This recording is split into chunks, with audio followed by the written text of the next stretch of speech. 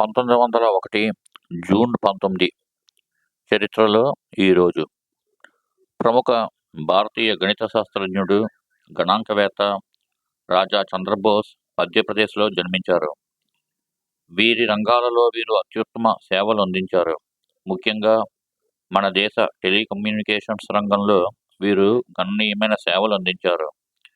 America దేశంలో శాస్త్రజ్ఞులకు ఇచ్చే అత్యున్నత పురస్కారం fellow of the US academy of సైన్సెస్ను వీరికి ప్రదానం చేశారు. ఒక భారతీయ అమెరికన్ గణిత శాస్త్రజ్ఞుడు మరియు గణాంకవేత్త. డిజైన్ సిద్ధాంతం, పరిమిత జ్యామితి మరియు దోష సరిదిద్దే సంకేతాల సిద్ధాంతంలో ఆయన చేసిన కృషికి ప్రసిద్ధి చెందారు. దీనిలో బీసీహెచ్ సంకేతాల తరగతికి పాక్షికంగా అతని పేరు పెట్టారు. ఆయన పాక్షిక జ్యామితి, అసోసియేషన్ పథకం మరియు గట్టిగా రెగ్యులర్ గ్రాఫ్ యొక్క భావనలను కూడా కనుగొన్నారు.